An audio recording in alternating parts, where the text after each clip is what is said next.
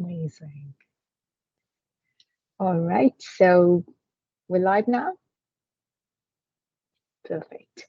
All right, um, everyone, thank you for joining from wherever you are. And this is Hello from Sneha.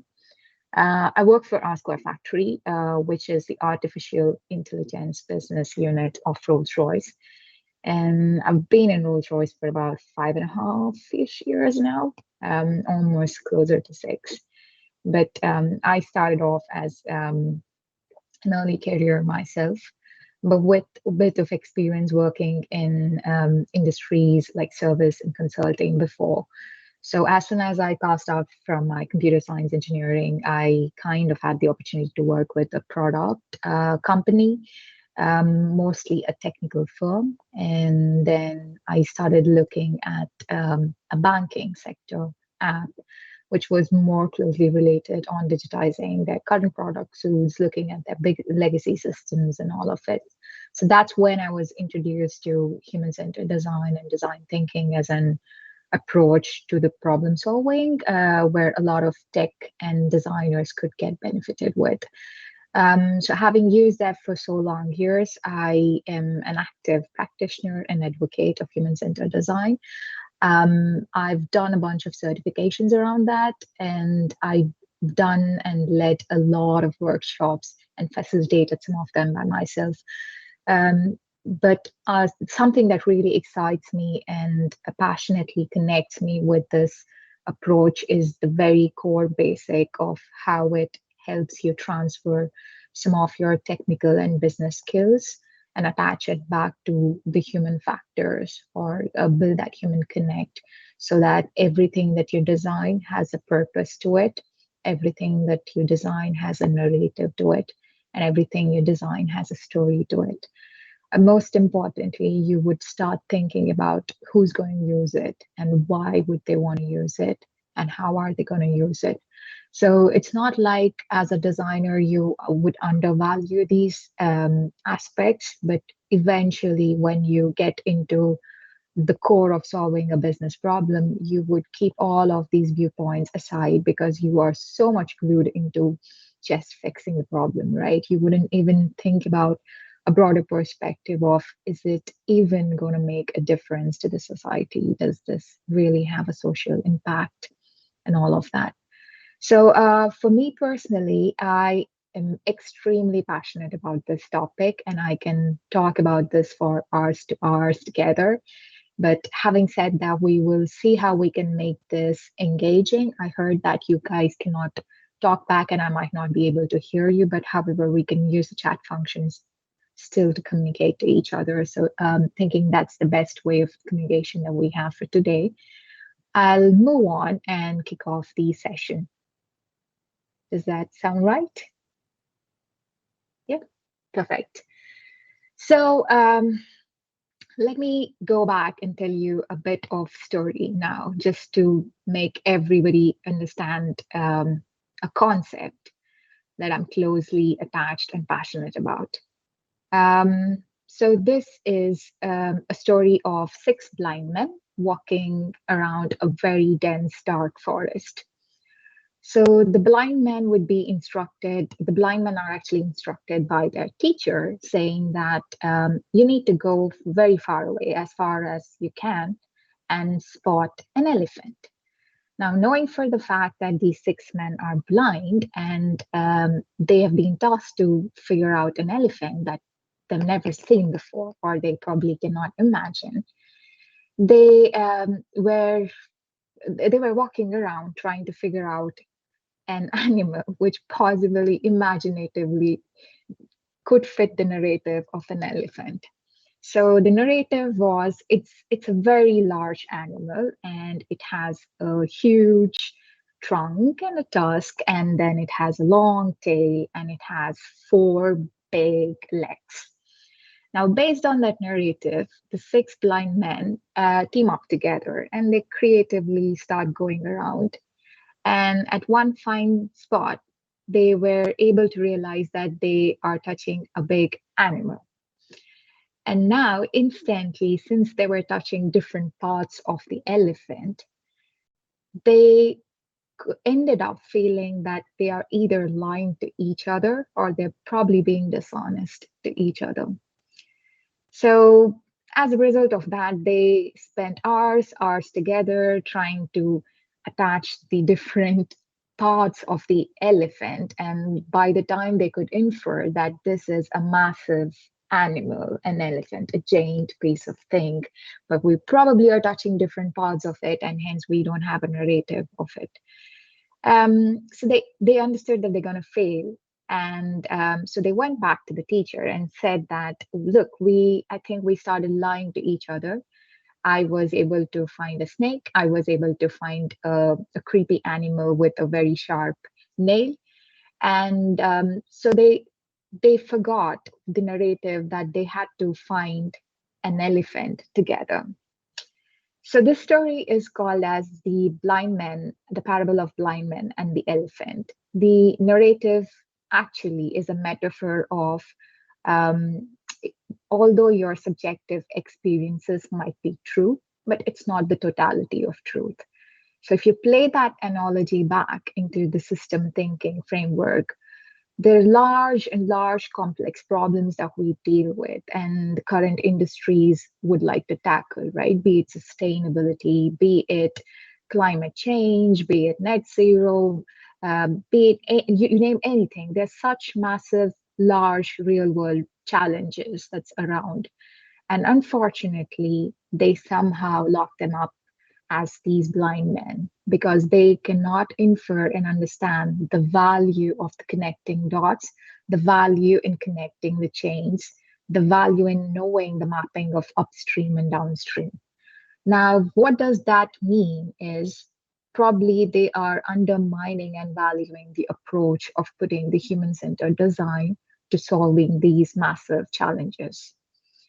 And with that story and narrative on, I would just take you guys through a brief session of a possible high level narrative of what human centered design could help in specifically AI and solving challenges using AI. And the key takeaways for you guys would be have an approach like this, no matter you coming from a different sector or different sort of STEM backgrounds, you could get benefited from it. So assuming that everybody can still see my screen and hear me, okay. So today's view of the topic and the things that we would be covering is around an overview of origin and of the human-centered design, and then we will move with the process.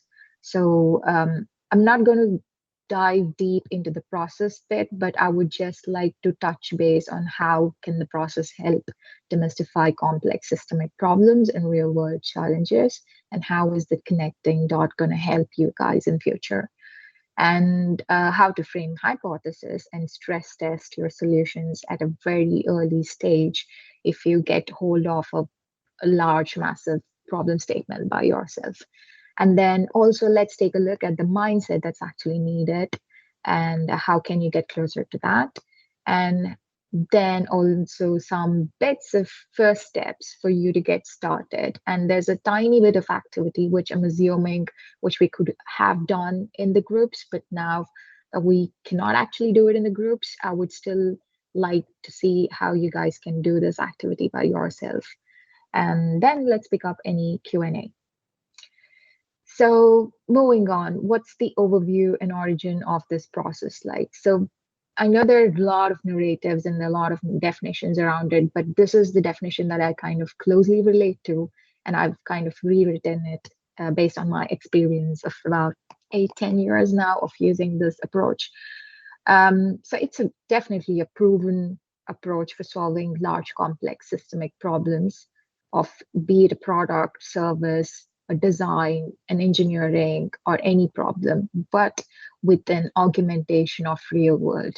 So with an understanding of what the human connect is, and with an understanding of knowing how humans interact with this product, you would be able to build and design a product that's much more realistic, efficient, reliable, secure, and scalable.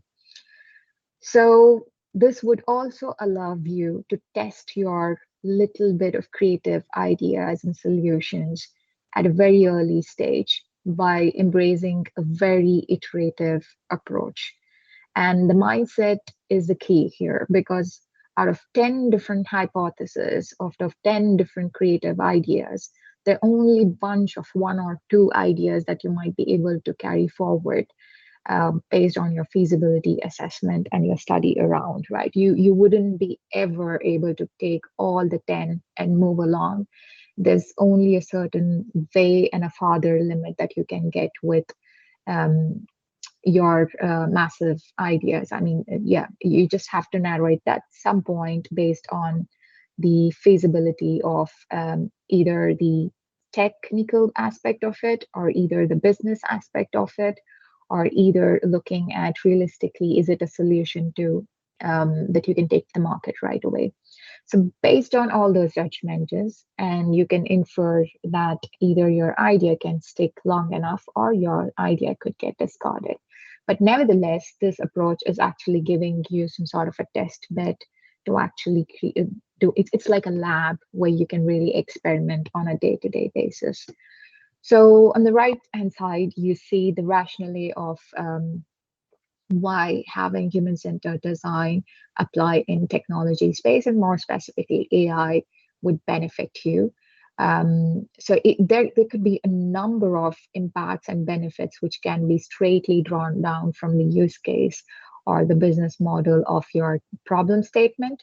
But most importantly, the a very generic set of ones is definitely understanding of the users and understanding the usability of your product and then building that and shaping into the scaling of your product and your life or your growth of the product. So, what that allows you to do as a designer is to sustainably think your crucial design aspects and intervention. You could also augment and start looking at which stages of your product is recyclable, which stage of your product is reusable. Are there elements of it that you can probably narrow down or constructively make an exploitation at different stages? And with that stress testing, you are producing a product that's much more refined, that's much more reliable. The four circles that you see is actually a beautiful way of how this is stemming out. Um, so you might be a person with any sort of a background, but your approach to the problem solving can actually help you stand out in any role that you do. So, but the human-centered design as is picks up the elements from these four different sectors and the backgrounds that you see. So, if you're a psychologist or if you've studied psychology, you would be able to understand the human factors a lot deeper. If you are from an engineering background, you would be able to understand the system aspects of it a lot deeper. And if you're someone who's from arts background, you would be able to understand the parallel thinking or what we call as the creative thinking to these two angles of the problem very differently. And so on and so forth goes to the anthropology as well, which is the idea of visualizing the social impact of your products at a very early stages. So that's pretty much the summary of the overview and the origin of human-centered design. There are a lot of organizations and learning institutes who actually teach this as tiny little modules and courses in itself, but this is something that realistically gets adapted to the industries. So you would learn that as and when you go through the career graph by yourself, and you would reach a point where, okay, now I understand enough of it and I need to have a definition of my own because there are only bits of it which make sense for you, and there are bits of it which you would evolve through your journey of experience. So, keeping that view on, uh, I kind of would just give you an overview of this process. Although you see different stages of this process here, the very early stage, which is called the inspiration phase, is a phase that kind of helps you understand and ideate a lot around the diverging thinking. So you diverge keeping one specific high level challenge statement, and you ideate to just sort of look at different possibilities and dimensions of how you wish to take the challenge forward. And once you narrow down a scope based on the first level of validation, you would get to the next phase, which is now to pick up the views and the perspectives of the real people using those products, who we kind of term as users or end users in these instances. And then you kind of go back to revisit what did your initial inferences of empathy and your definitions of hypothesis kind of lead you to. Since it is an iterative process, this is not actually very linear.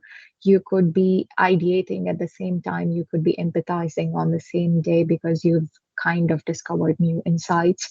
And there's also a possibility that you might want to do a bit of prototyping, be it a very tangible wireframes, just to test out and your understanding in a very visual way. So prototyping goes in different sections. You have the visual, you have the verbal, or you have the kind of voice prototypes where it's basically your representation of your viewpoint and an idea based on the inferences that you've drawn so far. So there are a bunch of tools as well which people use. I mean, a lot of it is anyways a free tools, and a bunch of it is a licensed tool as well. But it's just the way of you giving a narrative on what fits into the totality of the challenge and how you can kind of break that down.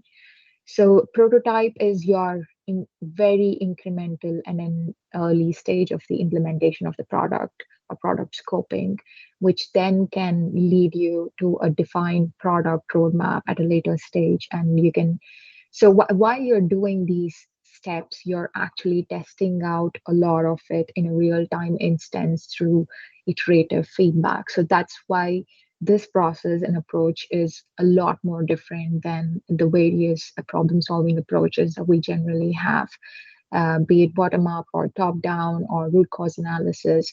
You kind of have a very narrow viewpoint, but with this, you're going to and fro in different stages and you're testing out everything that you can probably think of, and you're being sure from all the dimensions.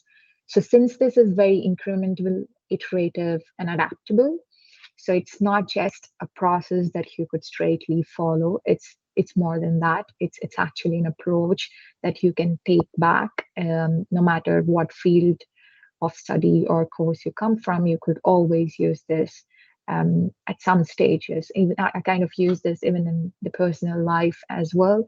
I kind of use this approach even to understand my personal development plan, and I see where do I stand today and how do I want to get better in like next 1 or 2 months, and am I meeting my end goal by the end of the year, stuff like that. So it helps you have that very incremental approach for yourself, no matter what area you kind of choose. um, and then, most importantly, the bit that I kind of wanted to touch base was on how framing of your hypothesis is crucial for this process. So it has to start with the view of why do you want to understanding why do you want to solve a specific challenge, and the why ties up with you knowing the impact of it, you knowing the value of it, you understanding the totality of the truth that we kind of spoke in the initial story of ours. And then you kind of have a view of how now would you be able to tackle it with the limited sort of knowns that you have. So from an unknown, you kind of are moving towards the limited knowns or assumed knowns, and then you test it out and then you scale it out to define saying what sort of hypothesis, or what is the actual challenge that you wish to tackle. So problem framing and framing of hypothesis is a module in itself, but it's very crucial because if you get this right, there's high probability that you are kind of going in a right path of invention or innovation. If you get this wrong, you are highly likely to even get into a rabbit hole sooner. But the beauty of this is since it allows you to understand that you can always flex back to and fro until you're satisfied with the list of hypotheses that you want to definitively test out. So this comes with knowing the feasibility of it. Often it's done as a feasibility study. On the left-hand side, you see one of the well-framed hypotheses. It's how can one design the applications of AI and ML models for improving the lives of people and empowering them to be more efficient. Now, the bits of it is, although it has the technical approach to it, it is still connecting the human factor. It's still thinking about the people. It's still thinking about the purpose of empowering them to be efficient. As long as you would be able to get to a definitive framed hypothesis like this, you're on a right sort of a track to even test out your further stages of feasibility and scoping of the solution. So this is actually crucial, and hopefully this kind of helps you guys to think through broadly about a lot of challenges that we have as on today. And even if you pick a real world challenge, you can start thinking about who's actually impacted and who are the people who are right now needing the solution, and what sort of help do they need and how can you help them, so you can instantly wear that hat. um, Moving on, now it's a bit of how to get you started. So just to play this back and give you the very basic first steps for you to start is first start by looking and understanding the problem area, and then define a scope of that um, through the inferences of hypothesis and frame a specific set of hypotheses. And then you have your design sprints, which will help you actually evaluate your assumptions. You could do this with a bunch of toolkits, which is open source at the moment, or you could do it with more regressive, complex tool sets. But I would recommend always start with the ones which are very open source so that you can have a play around with it. And then, most importantly, you have the view of knowing how to assess the impact of the problem area that you're solving. So that's pretty much of how to get you guys started. And next is the activity, which we kind of will do together. But assuming you can read the activity in the slide, what I would want you guys to do is think about this challenge and think about this hypothesis and frame a specific way or an approach of how you would help these two age group. So if I'm reading out the slide, it says that imagine you're working for a local zoo and you're a zoo owner, and basically the attendance of your zoo has drastically dropped. And now you need to redesign a new campaign that can spruce up your business, or you need to think about a new way of actually tackling this challenge. How would you be able to do that so that you can attract two different age groups? One is less than 25, and the other age group is above 55 years. With this two different age group of audience in mind, which is obviously a design constraint for you to work out because you have two different target audience, get creative and let's see what probably you can come up with. And whatever you guys can think through, if you can just pop that in on the chat box, that would be nice. And we can see if we can share some different viewpoints. So at this stage, I'm gonna halt, and then I know we have a lot of interesting questions. I love it. We're gonna pick them all. Okay, so I'm gonna stop there and let you guys think about it for 10 minutes.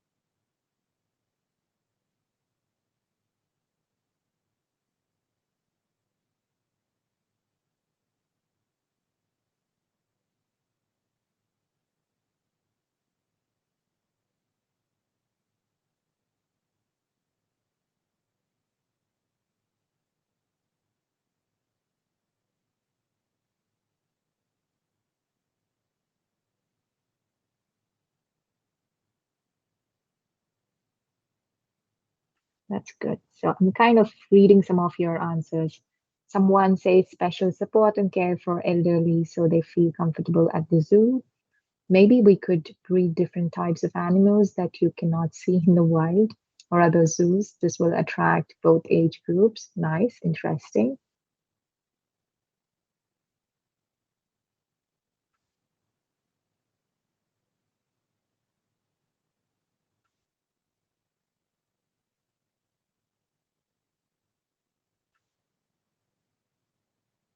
And also think, do you think technology would be able to help challenges like this?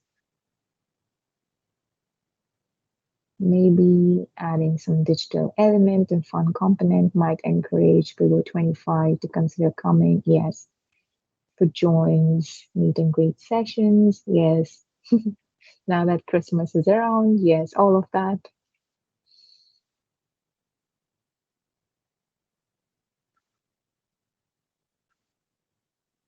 You could put a bomb in it.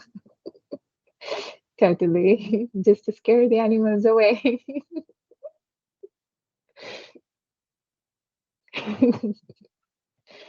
Oh my God. Nice. Fast food stores for children and carnival festivals or activities with prizes. Yeah. And discounted rates for children and elderly.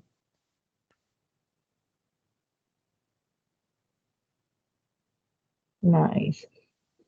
Okay, so I kind of understand that all of you are liking this activity. So the things that you might want to consider before you jump into solutionizing anything is first looking at the scope of the challenge and introspecting if it's actually even a challenge and understanding why is it a challenge? Is it because the zoos are no longer working business models?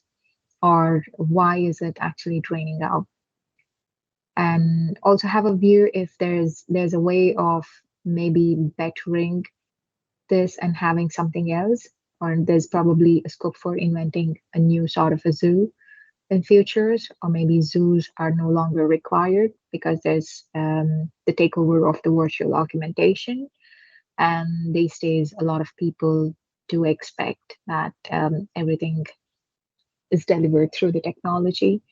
So having those kind of assessments and viewpoints and thinking largely about the challenge statement would actually be able to help you guys at a different scale rather than jumping into the solution straight away. So if you go back, the point I was stressing on, which was on framing your hypothesis, that's key here. And that's actually a right way of knowing if you're yielding to solve a specific problem. Using AR and VR, yes, someone is very techy, create a podcast, focus on modernizing the idea of visiting zoo with a story, creating love theme parks and zone will bring couples of various age group. Nice, nice. So it's interesting that with even with this audience, there's so much of diverse viewpoints. And imagine if you could do this at your workplace, you're actually tapping onto the different perspectives and viewpoints of people. And those diverse opinions actually matter when you're solving systemic level challenges because you don't want to miss out things that you might otherwise just discount on. Um, Fab. And what I'll do is at this stage, I'm just going to pause there and then pick up some questions, and then we will see how we can take this forward. What's the question? Special? Hang on. I saw a list of questions. How do I know if I have derailed from human-centered design process?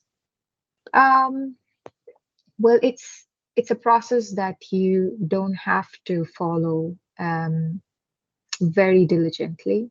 You can obviously pick the elements of it and try to take that as an inspiration and define your own at some point, and especially for the ones where you want to do a quicker experiment where you want to produce results and you just have 2 days, to test out something. You do not want to waste your time doing, one, two, three, four, five, six, like that. It's not linear for the same reason. You might just skip a lot of it and just go with basic research data and then say, this was a hypothesis based on the research and the data that you had got hold of, and this is where you could derive some of the insights based on the data that you have in hand. So go with the knowns, and going with the unknowns is actually a bit of time consuming, and for that you might need to go through a proper design sprint. But when you have a set of knowns that's defined, it's a lot easier. You might just want to pick the brainstorming or some of those kind of techniques from human-centered design and design thinking, and just proceed with the rest of the stages, which is the actual development of your solution and testing it out. Um, and then there's another question, which was, would like to know, does Rolls-Royce have any department working related to global tariff classification, like providing HGC codes parts? Yes, this is more supplier-specific relationship data that you're kind of requesting for. I don't know if you are someone who's looking for that kind of data sets, but yes, there's a department which specifically manages all of these classification data. Um, uh, yeah, of the suppliers. And then how do you efficiently implement HCD if a problem has to be solved in a shorter time frame? I'm assuming the whole process of HCD does take considerable amount of time to get the optimal solution. Do you implement a temporary solution and then go backwards? No, the idea of using a human-centered design is actually eliminate those temporary solutions and those workarounds, which are non-value add task anyways.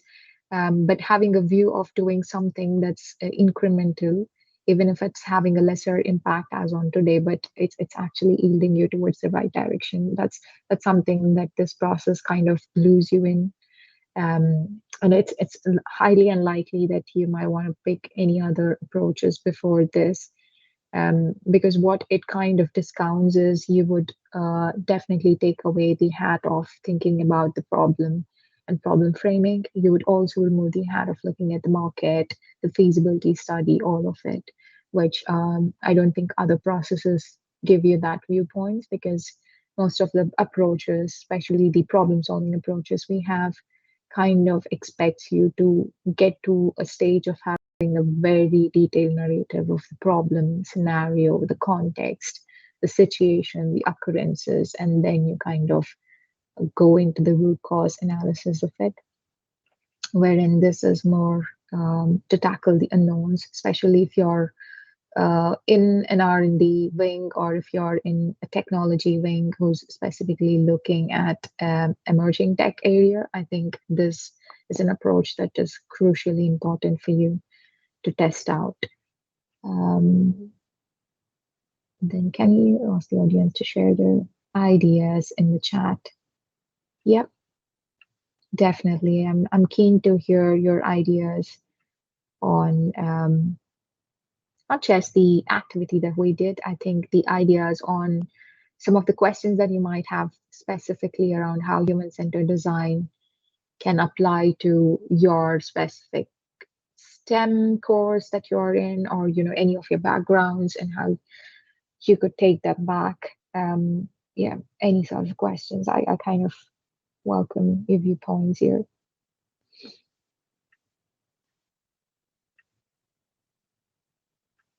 Or if you generally want to know a bit more about Rolls-Royce as well, I can sit here and cover that piece.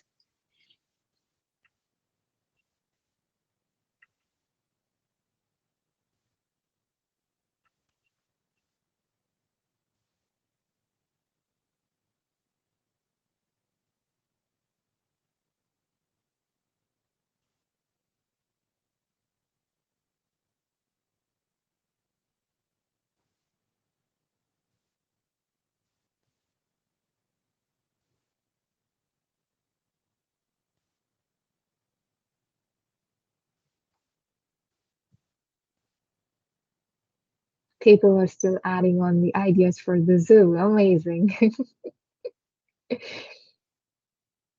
I might want to set up a separate group after this call. Bring it on.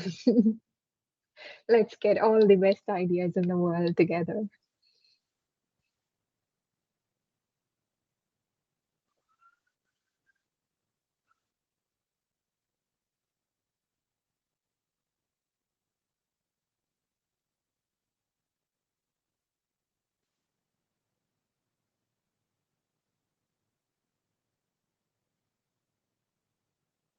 Okay, I think it's because we have a delay in the streaming and I can only get the messages probably 15 minutes later after you guys have typed in the chat window.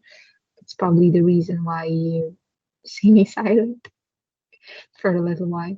Yeah, please bear with us and please do feel free to pop in any questions you might have more specific to the carriers in Rolls-Royce, more specific to any sort of tech roles or your aspirations. I can talk a bit about things that I kind of really liked in Rolls-Royce. It's obviously a great place when you are coming from a technical background, but also it's a great place for the reason that it helps you stand out and be yourself. No matter where you come from, it always has, it feels like home. It has a place for you to stay for longer. So it's the people, it's the combination of the tech, it's the combination of how passionate people are about working for Rolls-Royce. I think all of that helps you uh, live here and evolve here for a longer time. So that's been my reasons for actually being here as well. And also, you have amazing, amazing leaders who kind of um, pick on you, who definitely look up to people like us who are passionate about what they want to do, who want to make change, who want to think different. So there's always a place for you to share your ideas, your viewpoints. There's a place for you to grow, definitely. What would you be looking for in someone applying for a program? Um, I think it's for me personally, I would look at how they approach a specific challenge in any sort of a situation, and I would also look at how different they are from that approach, not comparatively, but from their thinking perspective. Because the more you are as yourself, the more authentic you are, the better it is. Um, and also, I think we look and care a lot for diversity and inclusion. And we love to have people coming from across the world. Can you give any personal experience of using HCD that you would not be possible to arrive? Okay, so human-centered design, there's certain limitations of the human-centered design thinking approaches as well. You cannot use this on a regular business as usual kind of a model because if you already have a well established an as is and a to be process, you are actually doing increments and you're doing continuous improvements on your more matured or product that you'd like to scale. And so, usually in that maturity and testing phase, it's quite hard to have a human alignment because you have already thought about the human alignment and human factors, and they are baked into the product or a service that's designed. And your improvements are the areas where you cannot have the human aspect tied into it. But however, you can think about the efficiency, you can think about how can you better the experiences for someone. Those are the alignments that you can have, but you cannot use the entire process for doing an improvement on any of the product and service. Um, any other questions?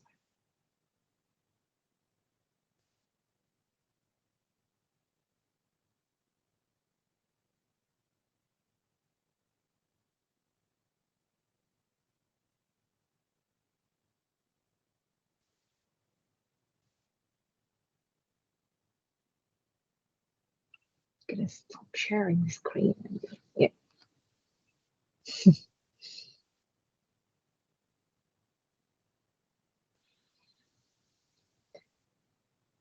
So I'm not sure if Stella or someone would like to give you an overview of the different sort of routes that we have where you can apply for internships and other programs, the graduate apprenticeship and the training programs that we offer.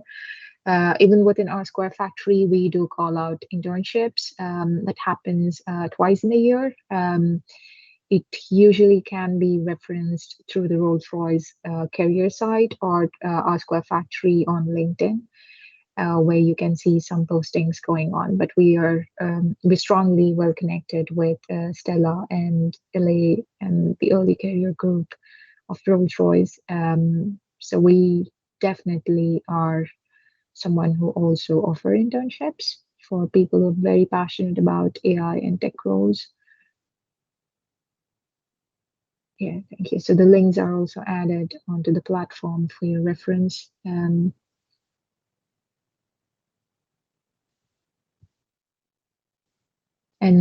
also, it's not like you need to have a career or you have to be specialized in data to have a career in data and tech.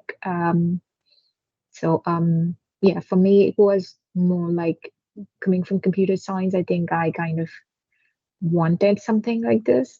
But there are a lot of people who have made brilliant difference coming from a non-data and a non-tech background, but picking up tech roles and they've been able to, um, kind of bring that transferable skills. So I think, yeah, even if you're someone who's really passionate about um, what technology could do to solve challenges and problems, or if you're someone who's very interested about looking at the broader picture of these systemic challenges, I think, yeah, tech roles are something that you might want to pursue at some point. We can always wrap up. Yeah, sure. Yeah, amazing. So if there are no further questions, I think we would just hang on here for another 1 or 2 minutes just to see if we have any more questions from you guys. And then, yeah, I think there would be a poll sent out shortly.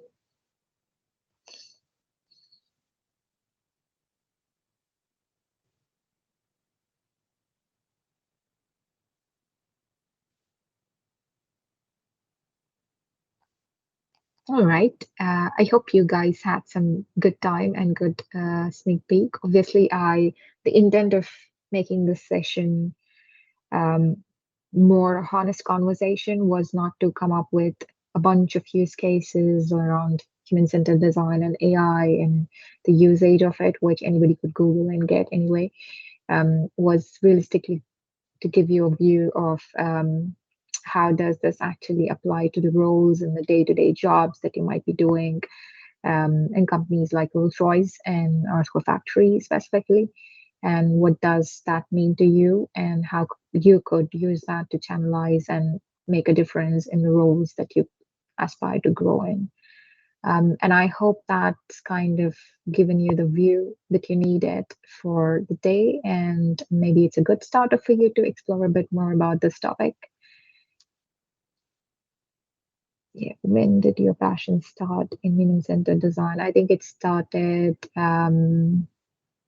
yeah, okay, it was almost around 2011, 2012 when people were thinking actively about design thinking as some nomenclature to be added in a good books of the digital vocabulary, but I was seeing that to be a nice approach to tackle some of my theses and my engineering problems. I think, yeah, it just the passion grew from there.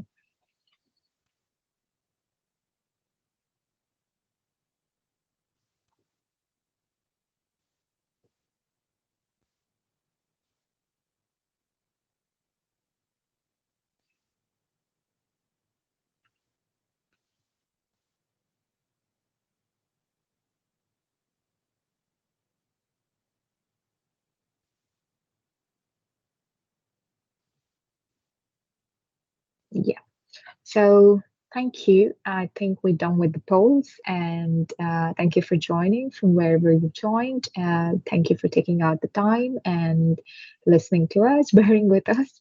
And so I would remind you guys about the further sessions that you might want to join. And I think the team here are doing a brilliant job in just giving you the information that you need. And so I hope you guys have a lot of fun. Yeah, and continue to be in touch with us. All right. To find out more about starting your career at Rolls-Royce, check out our socials or search Rolls-Royce Early Careers. Be real, be curious, be ready, be you. Be Rolls-Royce.